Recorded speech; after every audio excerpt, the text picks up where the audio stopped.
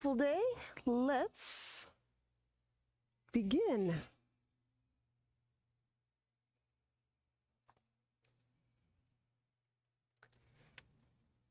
I will start seated as we often do.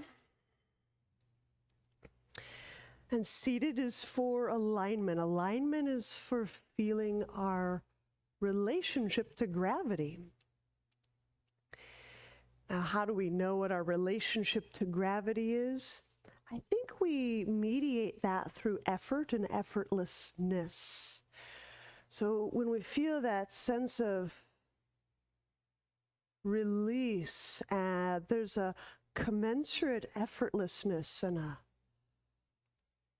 commensurate buoyancy. So let's just start right there. Vertical to find our relationship to gravity so we can align our skull bones over our sit bones.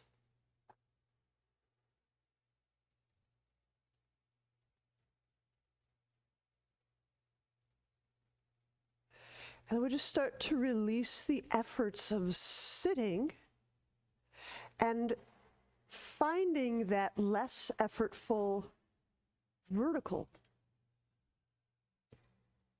And it's perfectly fine. We may feel a little twisted, a little cocked to one side, or that's par for the course.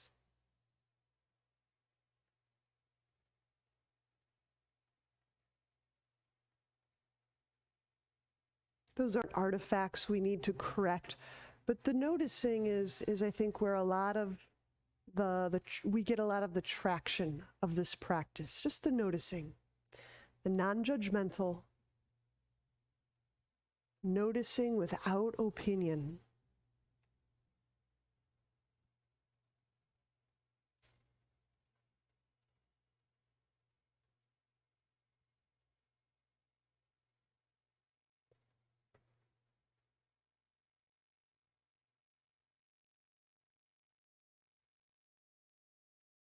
I'd like to do just some rounds of shitali, or the curled tongue cooling breathing.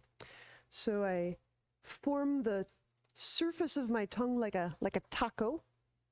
And if you can't fold your tongue in a horseshoe or U-shaped, just with your own musculature, sometimes I'll gently press my hands to the sides of my mouth and just kind of stick my tongue out through that little closure.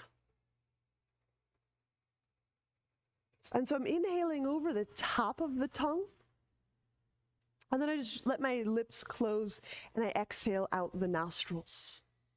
So the intake is over the surface of tongue. We'll do several rounds.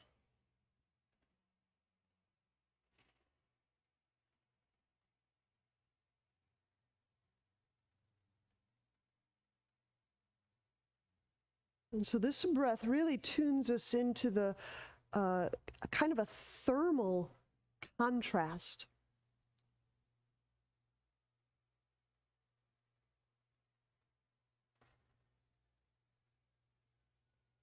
There's a sensation of cool that's right present in our mouth.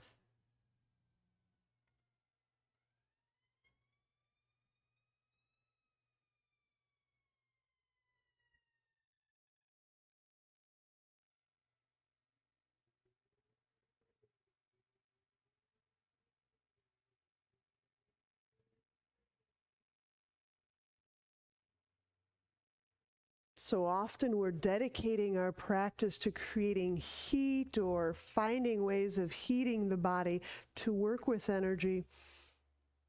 It's nice to have tools for feeling our body in ways that aren't just hot or heating.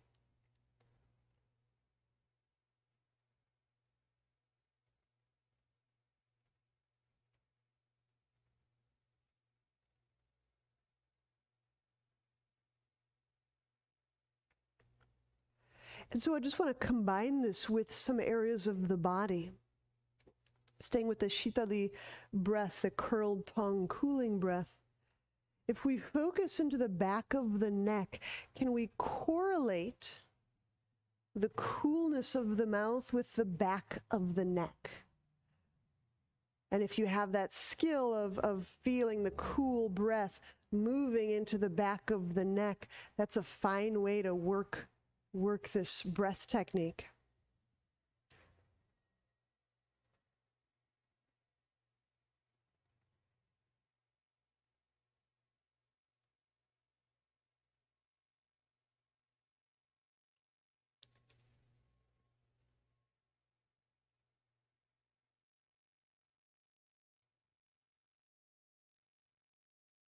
And the other place I want to connect or correlate this cooling breath is with the hands. Just however the hands are placed, feeling, sensing, inhabiting the hands. Drawing that cooling breath over the tongue as we feel the hands.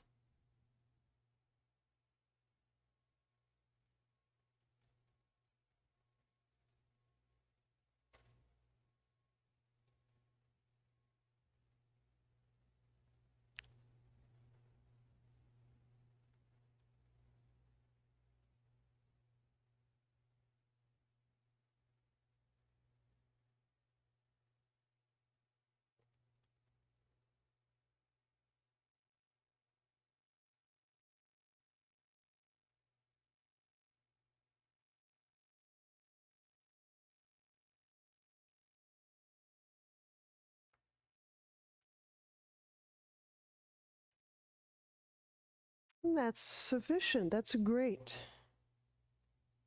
These are places that we can feel a lot of heat in those not so resourceful moments. I'm sure we all have them. You know, sometimes I think of like boxers or fighters in the middle of rounds, they'll often receive a pack of ice to put on the back of their head. The hands, I'll notice that if there's a swell of anger, heat, sometimes the limbs get really hot. So it's just a fun way to connect cool with some of these areas that under intensity can feel hot. All right, I've separated legs into straddle.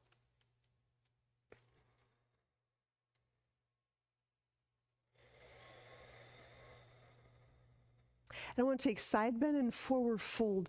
Let's start our side bend toward the right leg. So right hand goes to the ground, inhaling, and pick that left arm up. And then exhaling, reaching. Now, how you rotate the torso will change how you bias the left side or the left back of your torso.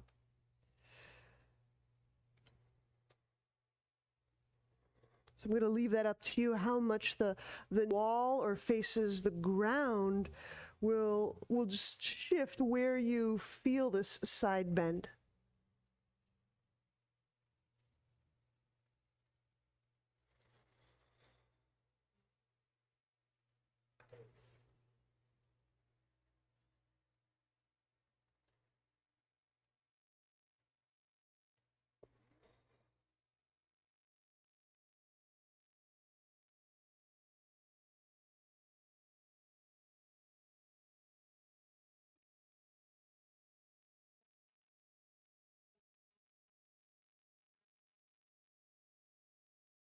Inhaling, we'll come upright.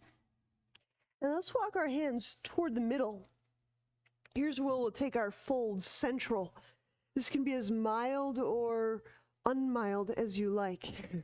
Just because it's the beginning of practice and the groin is fairly exposed, I like to recommend mild at first. We can always get in there a little more as we get warmer.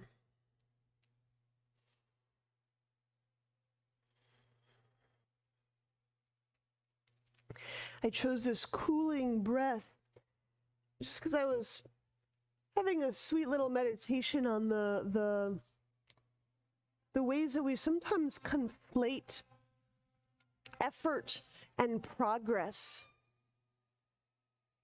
We'll sometimes confuse our progress with it as being a byproduct of how effortful we can make our tasks. But when we move well, we're moving very efficiently, and we're moving with ease and with this kind of this easy way with gravity.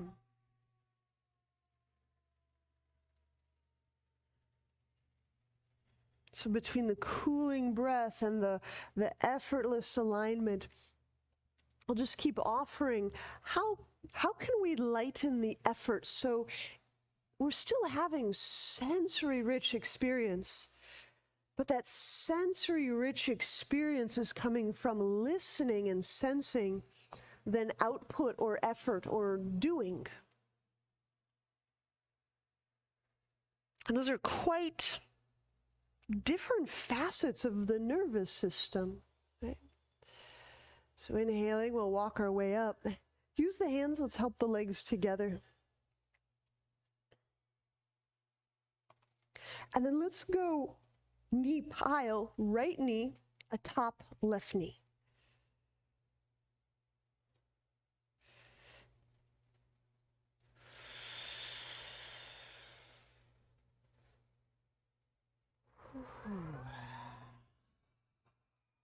Eagle. Inhaling, arms out to the side. Exhaling, we'll hook the left elbow over the right.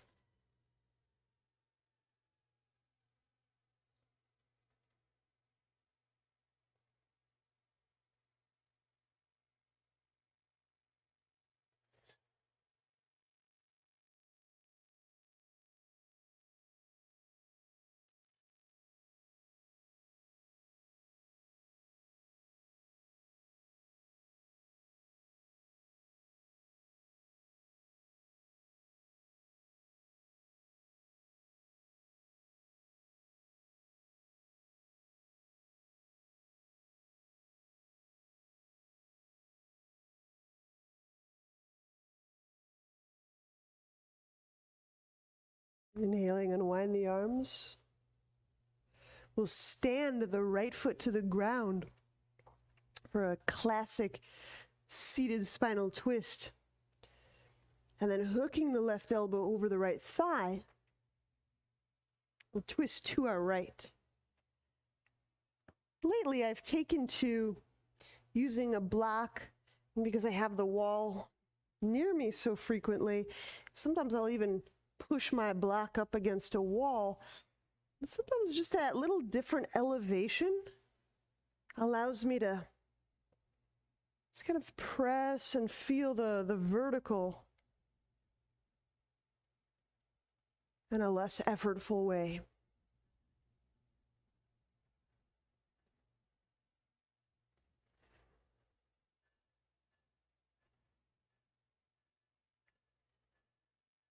So maybe I can explore a full breath with less effort.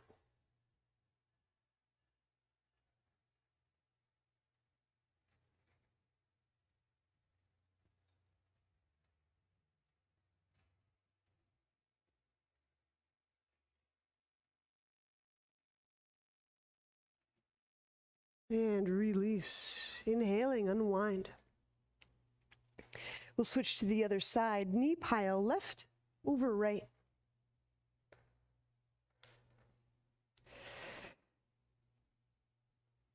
One of my students who's an avid golfer tells me this story about when you try to drive off the tee as hard as possible, and then you drive off the tee 70%. The smoothness and the effort and the glide and the ease translates as much more distance and much more enjoyment. So I always just think that's a really great analogy for why most isn't always best. Eagle. Inhaling, reaching the arms out, and then exhaling the right over the left. So to apply that analogy in this eagle, what if my sending the forearms out could be dialed back?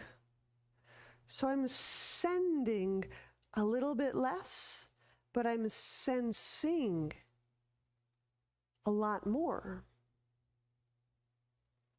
It's like a little substitution.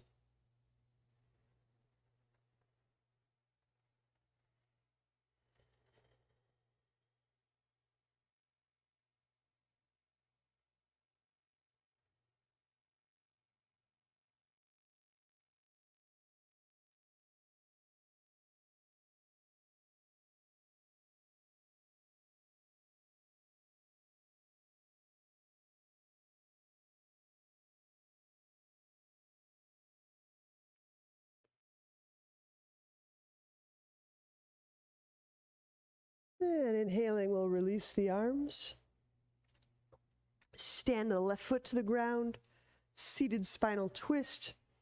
Exhaling, turning, twisting to our left.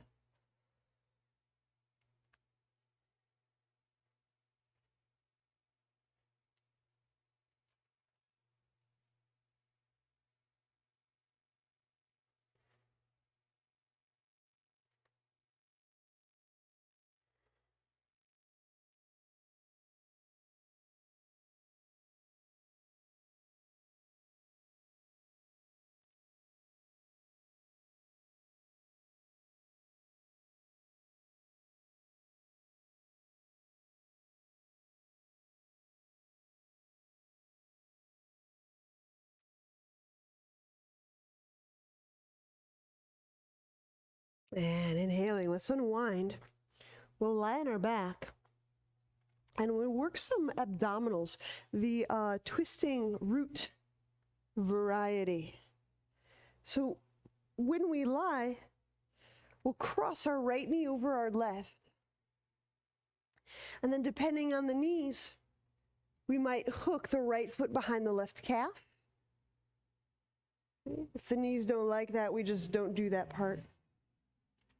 And then flex the feet. Flexing is drawing the toenails toward the kneecaps.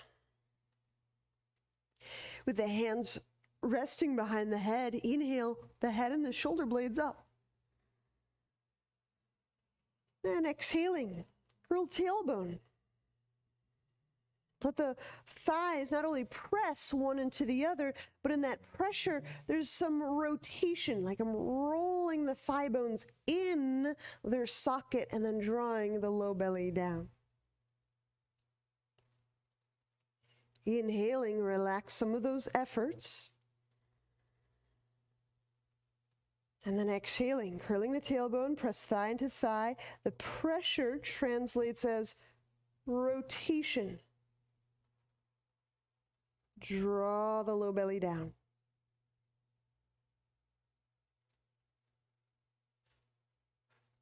Inhaling. And then exhaling. Here's the effort part. Kind of using the pressure. You might pull one leg out against the other leg, pulling outward. That might create some points of interest. That might create that rotation. Draw the low belly down.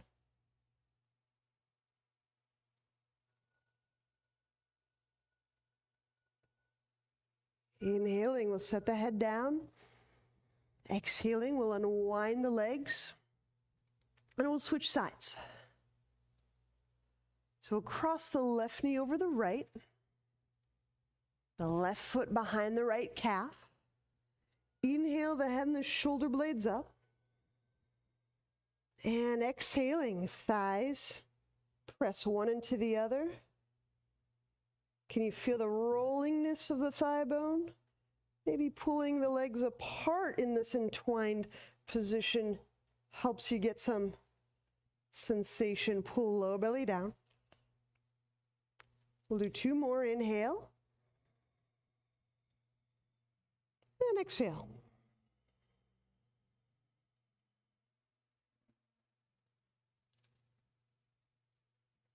Draw low belly down. Inhale. And last one, exhaling, curling tailbone, thigh against thigh. As I'm drawing the belly down, I'm reaching really low for the deepest belly connection I can find. And then inhaling, we'll set the head down. Exhaling, unwind. We'll be setting up bridge to kind of unwind this lap, hip crease, abdominal area. I have a block nearby because I'd like to do a half Forrest. So if you have a block, just pull it nearby. And if you don't have a block, then we're just doing bridge. So feet set up, fingertip distance. The feet are on parallel tracks. And exhaling, shift the tailbone, the buttock lifts, the spine lifts. We are in bridge. I'm going to do a few things here. So one, as we're in bridge, we'll press the forefoot into the ground, namely the big toe side, those 1 or 2 or 3 ball mounts on the inner foot.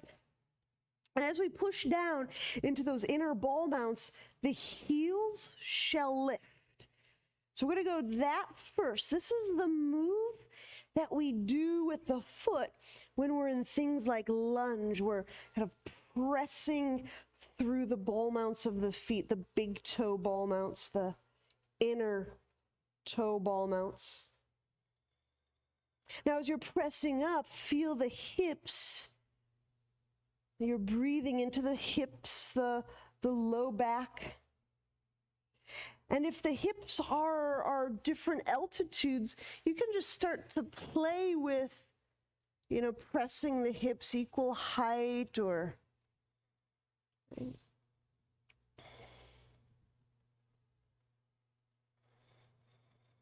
Sometimes when the calves get kind of gummed up or pressurized, and they do that quite often, I think, it can render the hips rotating quite asymmetrically. Sometimes that translates through the back as we feel pain or stiffness. All right, so I'm going to keep those heels elevated, slip that block under the sacrum, and while I'm still pressing through the ball mounts, I'm going to settle the heels down. So now another part of my leg is working. The tops of the thighs, the quads, they may still be kind of burning and opening and working, and we're all right with that.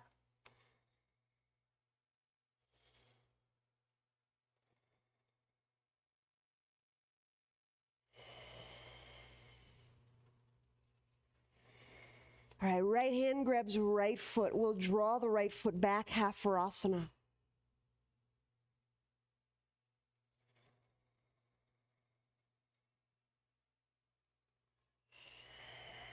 Now, we could do this in a couple of ways.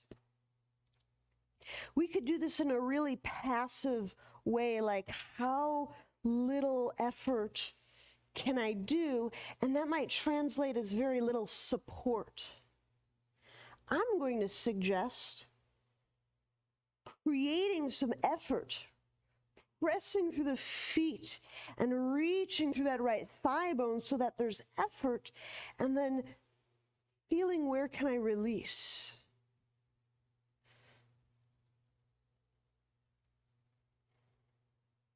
Can I release through the top of that right thigh? Can I feel for a softening or an opening through the right hip?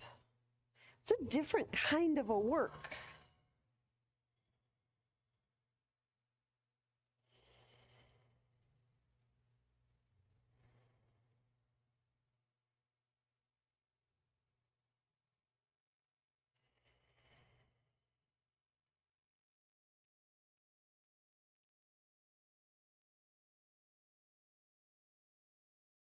Now we'll release the right side and switch for the left. Half Forrest. Left hand, grab left ankle.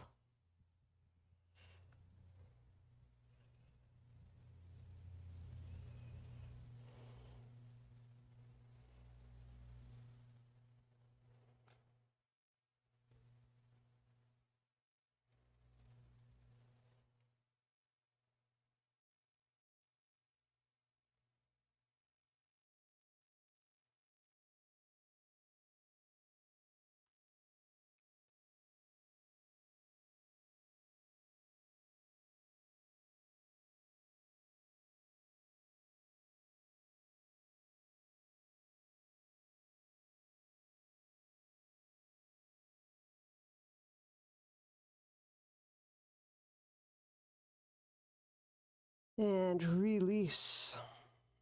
Having set both feet down, press away from the block. Sometimes pressing the heels up is a great relief for the low back. So you can always just try that. I mean, the calves contract, that's for sure, but it might be a nice relief to the low back. And we'll begin our descent out of bridge.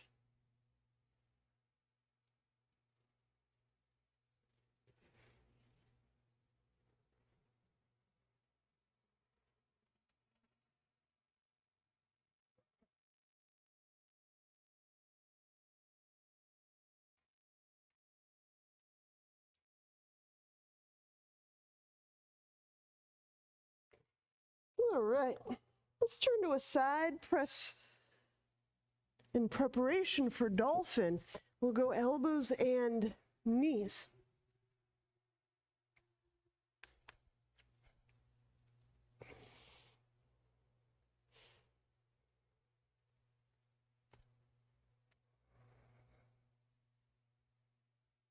Moving on exhale,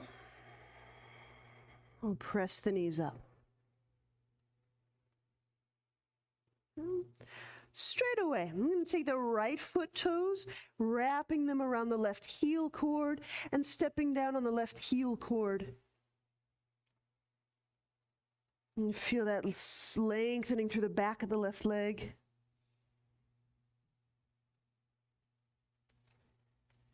You can try some Shitali breath here, breathing over the surface of the tongue on inhale.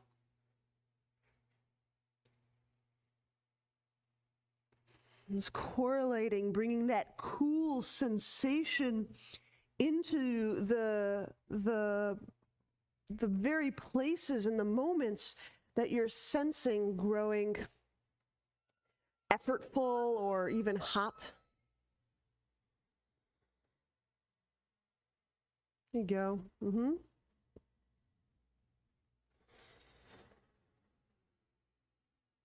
Good, and we'll switch sides. We'll set the right foot down and then use the left foot to anchor down through the right heel.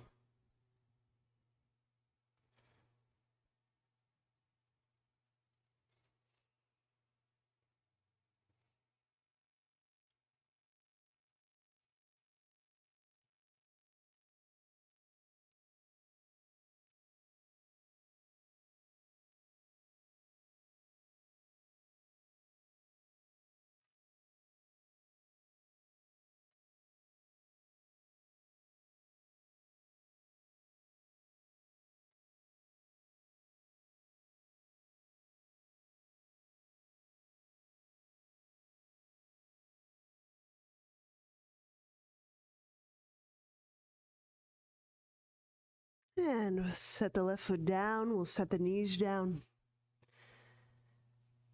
Inhale, slip the hands under the shoulders. Exhaling, downward dog. Softening through the neck. Generally one of those places where we effort fairly regularly, so it's a nice place to remember to release.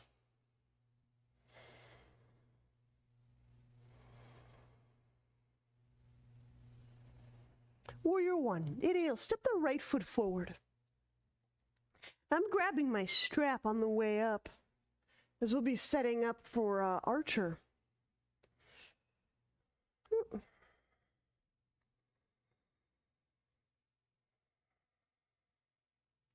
So I'm reaching the right elbow up, the left elbow down. Right up, left down.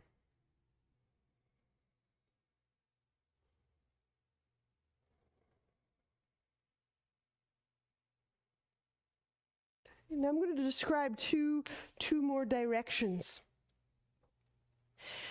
The left elbow that points basically downward. Feel for lifting or pointing the elbow straight behind you. It's going to probably incur a little bit more front of shoulder sensation. And then feel the right elbow lifting upward. So we have this combination of the left elbow lifting toward the wall behind us, and the right elbow lifting to the sky. It's two very different movements. Now, inhaling into the middle of back of heart, mid-spine, upper spine.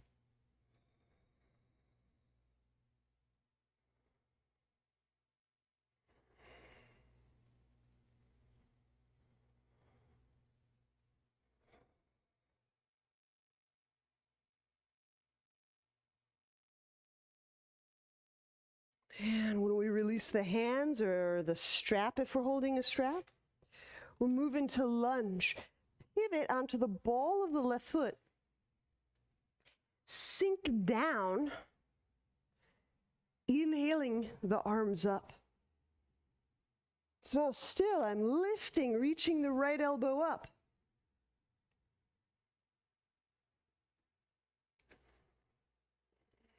Wow. I like to imagine that there's a big styrofoam block, yoga block between my hands. That shoulder width block. I'm going to compress it with my palms. So I'm turning on those arm lines. There you go. Mm-hmm. Yes, that, exactly that. So that lift, that little lightness that you just, I think, found in the middle of the torso. Yes, that's very cool. And I was sinking into the lunge because I've got my heel up and my knee is up off the ground. You can keep exploring, pressing through the ball of the left foot, lifting the trunk up as we're descending, as the pelvis and the legs descend. So there's this downward, this descentive lunge, but there's also this reaching, this uplift of lunge. There we go. Ooh, good. Deep Ujjayi or Sitali breaths. Yeah, all the way into that upper back, upper chest. That's it. So the reach of the arms can help us kind of discover, upper back. Good. Inhale, we'll set the hands down. Exhaling, chaturanga.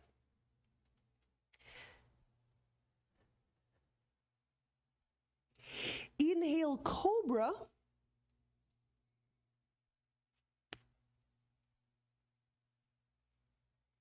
Exhale, lower downward dog.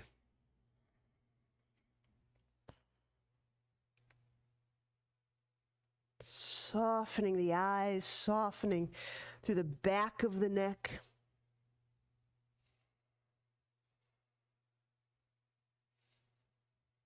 Now, even though my hands are stationary on the ground, they're fixed in one location, I can still enact kind of a squeezing or a pressuring of thumb tip toward thumb tip, right? Yes, it's an effort, but then feel how that effort of holding is lighter in the mid-back. There you go. I generally find, and this is a personal, observation, that the more connected and the more fully foregrounded my breath is, the less willful effort I seem to need to, I feel impelled to use. Good, we'll take that warrior one on the other side. Inhale, left foot forward. We're doing Archer in Warrior One, so if you like a strap, grab it.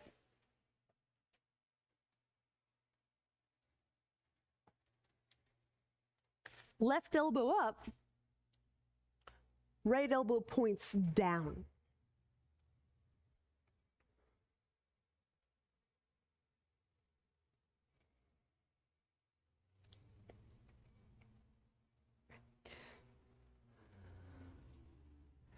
I know these are just really subtle moves, but what if I lift my right elbow toward the wall behind me? Like I want to point it at the wall behind my back, and I lift my left elbow toward the sky.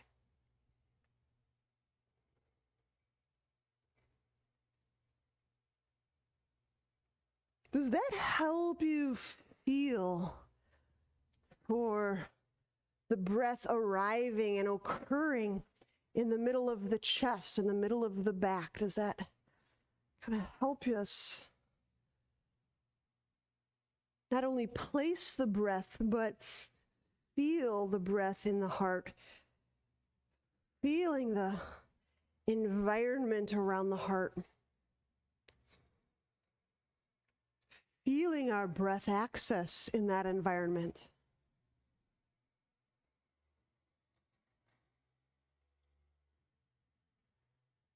There you go.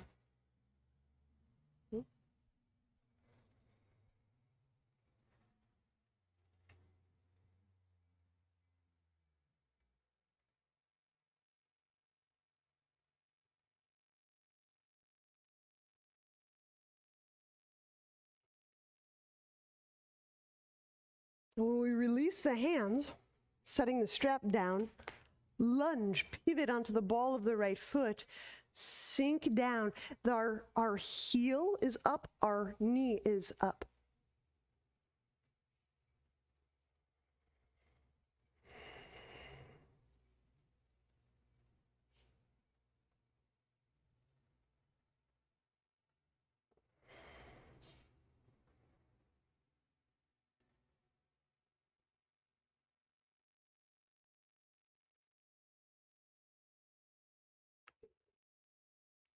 And you can use that Shitali breath.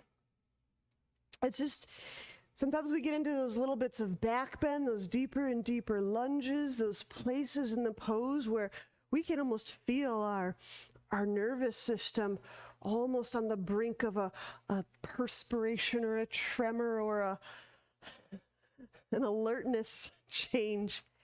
And then just correlating that, a cool sensation in those moments where there's an intensity shift. And what this does for us is it helps us remember that we have resources as our experience is changing. So we can feel that little tremble and we can feel the coolness of our breath.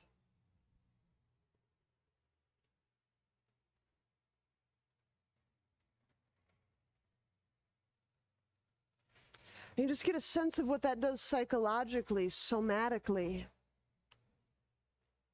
Does it help you steady? Does it help you actually focus on with the sensation? Inhale will bring the hands down to the ground. Exhaling, chaturanga.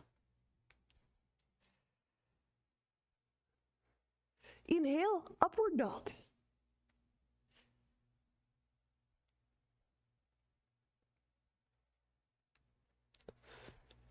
Exhaling, downward dog.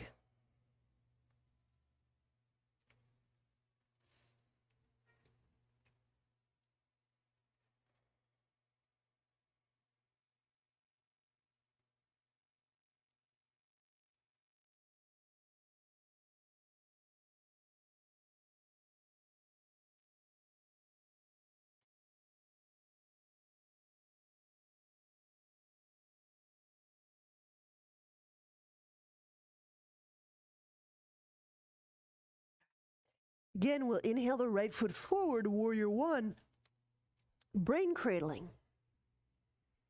So it's just a warrior one variation where we're taking the hands to the back of the brain. And this is one where I'm feeling not so much for muscle or bones necessarily, but I can use my hands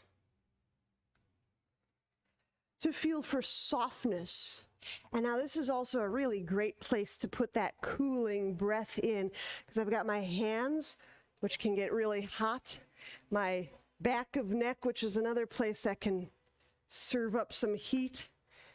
And I'm just going to correlate and connect this cooling breath with the hands and the back of the brain. And as I lift both elbows up, I'm just sensing for where can I soften, where in my underbrain area could I effort less. I'm just looking for effort that has a dial on it. And if it doesn't have a dial, I start to build one in this practice. Right? So we're building that dial that can be turned down and turned up. And today's practice is just finding, how do I turn the dial down? How do I adjust the dial to sense richly and effort minimally? Is there a way to be in my hands and my brain and my body that is sense rich, listening deep, effort minimal?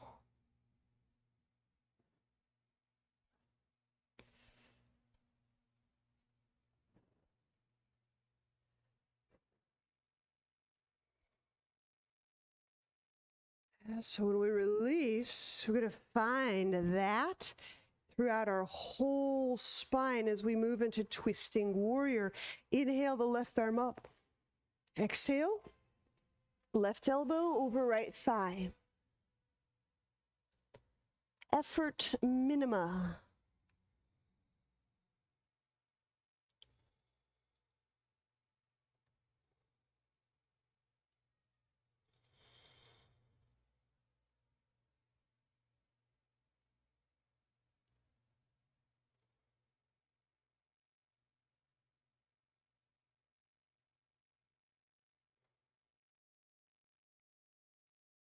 Now, if you need to set the left knee down for interlock, feel free, again, to place the left knee on the ground. You might feel nice just snuggling the left armpit down and going for interlock in your warrior one.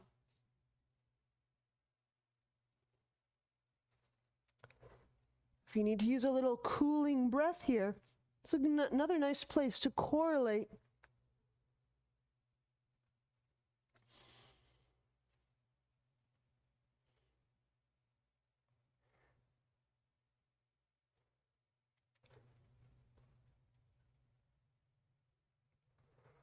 And release. Inhale, hands to ground. Exhaling, chaturanga.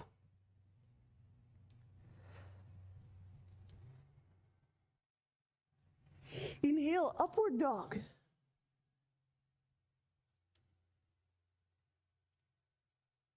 Exhaling, downward dog.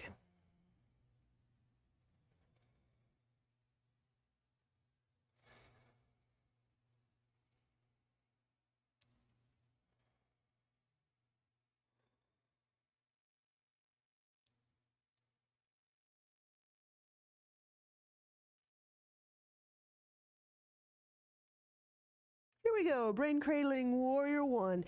Inhale, left foot forward.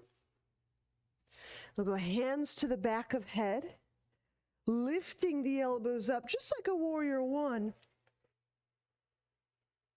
Just straight away, combining that cool or cool-ish feeling breath with the sensation of back of neck.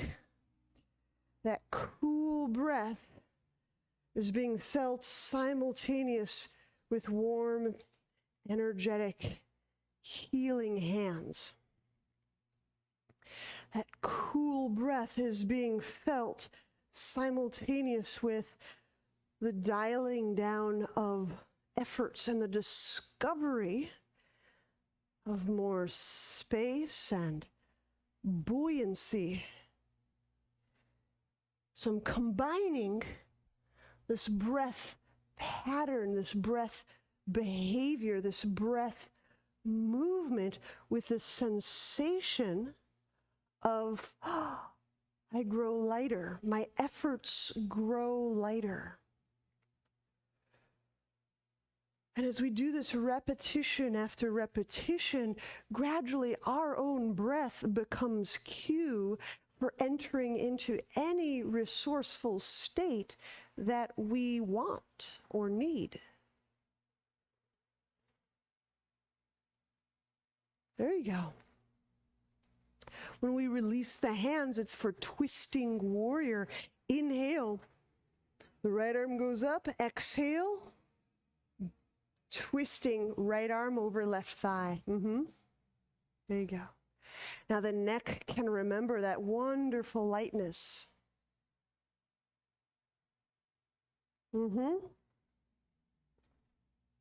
That's it. Inhaling into the chest, and you can feel the chest expanding toward the top of your mat.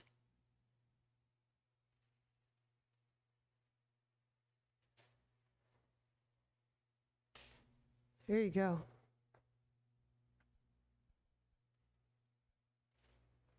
Now here's the interlock. If you want to set the right knee down, you sure could. There you go. Or just snuggle right in there. Yeah, so I really get that right armpit close and contacting left thigh.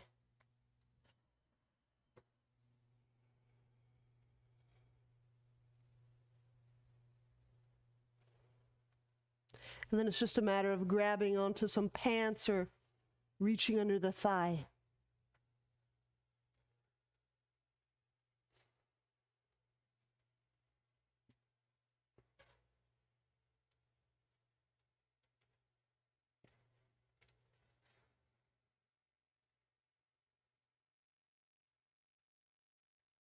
And that left elbow, that kind of points kind of up. You can do that very same move we did in archer. You can kind of lift that left elbow toward the space behind you. And that may help you turn, yes, into the twist. It's kind of a nice, there you go. Yes, yes. Good, release, inhale, unwind, set the hands down, exhaling chaturanga. Inhale, upward dog. Exhale, when we press back to our knees, come upright. Put a little extra padding under your knees and your tops of feet. We're going to do a round of, I'm going to say camel, generally camel. So if the following details get a little bit lost, we'll go with camel. But I want to show you this other move. It's a little bit of a quad burner. And, well, let me describe it. So if I were to curl my toes under and kind of lean back, you might get a really awesome working stretch through the tops of the thighs and the abdomen. Yeah, there you go. Now, just as a check, you want to make sure this feels good on the knees. It'll be a lot of tension, perhaps, in the thighs. But again, I'm all right with that. So if I just do that, if I just kind of plank or lean back, my abdominals are going to be working, my thighs are going to be burning. How to ensure my legs work is I keep reaching my thighs forward, almost like I'm trying to lift my knees off the ground. So I keep reaching, I keep almost pulling myself up. So why I'm recommending this is there's not a lot of back bend, but there's a ton of work involved. So that's option 1. Option 2 is camel. I know how to do camel. I'll just stick with what I know, right? Which is, of course, hands on hips, lifting, leaning, pressing. So I'm going to do that first one just because it's just a ripping abdominal quad effort, and it's not so much of a back bend unless you want it to be. Okay. And you might lean so far back that you start to put your hands to something.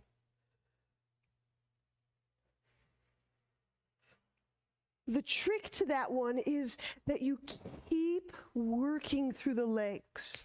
I'm pressing through the forefoot as if I'm going to stand up. And if I'm pushing through the foot like I am going to stand straight up off the ground, you'll get a really vibrant sense of, oh, those are the quads Gwen was talking about. There you go. And so I'm leaned back into those feet for this version 1, and I'm pushing like I'm going to stand up. That's it. There you go. Yeah. And then I just kind of ride that shimmering front of body tension. That's a beautiful place to work. There you go. That's it.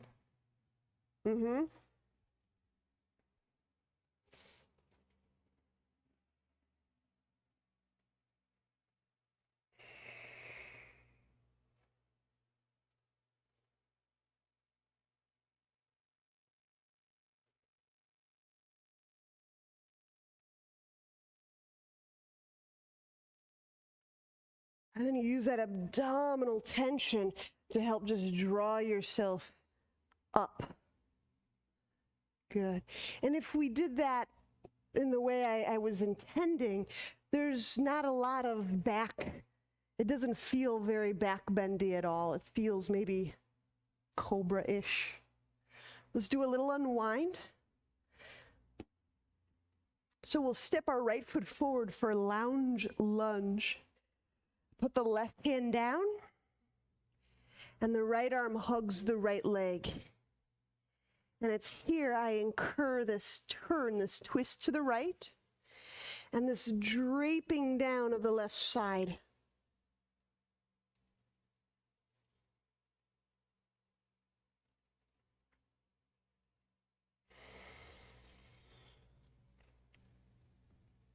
And it's here through that front of quad, front of hip, front of belly and ribs, where I can focus breath, that place that was getting a little bit of tension, that working supportive tension.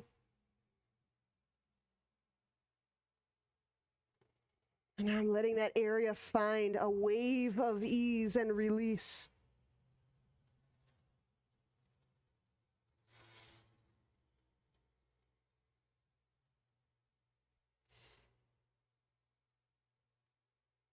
And inhaling, unwind. We'll set the hands down. Exhaling, downward dog. Just plain old downward dog. So we're just going to switch to the other side. Inhale the left foot forward. Set the right knee down. We'll keep the right hand down. And the left hand holds the outer thigh.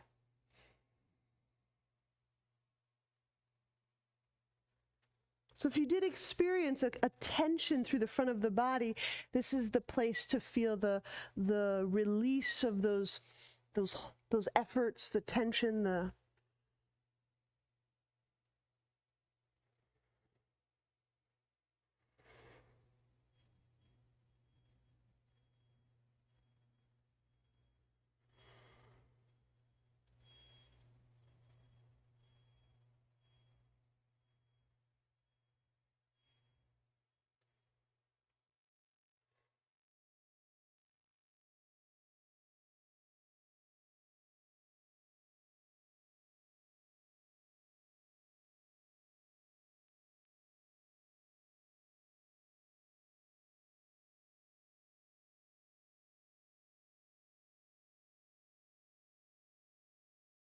And inhaling, unwind. And we'll just slip back so we can have a seat to take Shavasana. Now, if your back needs a little bit more restful or release, please feel free to set the legs up on a chair, a couch, a wall. That right angle can help the back feel unpinched and just really relax. Those deep back muscles can soften.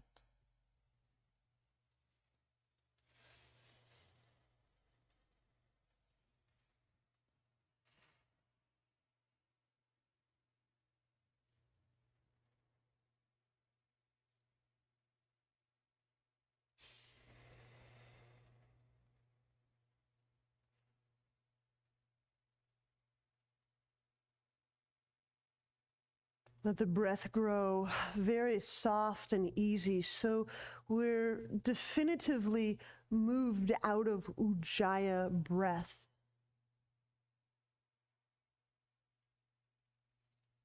There's just a little bit more of that coolness of breath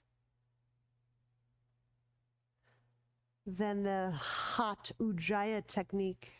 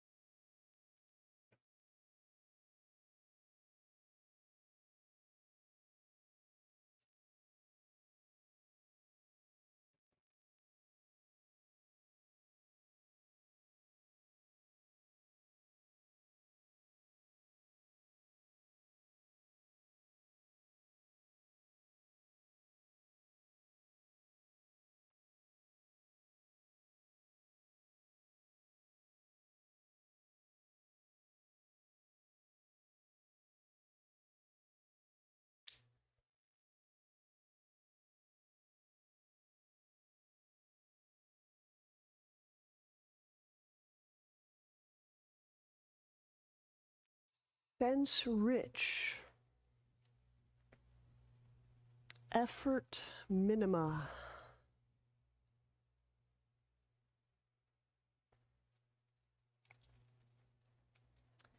Keeping the sensory aperture wide open.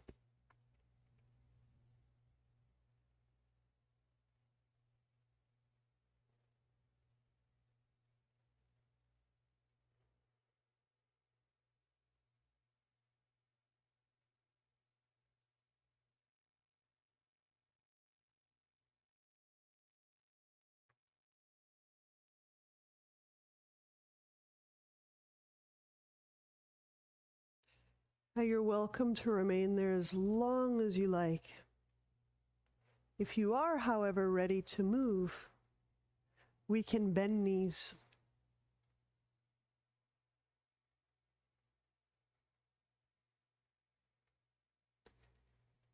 Turning to a side.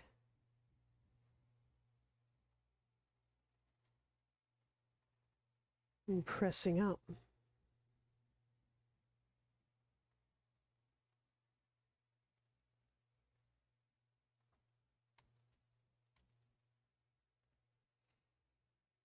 Great to see you.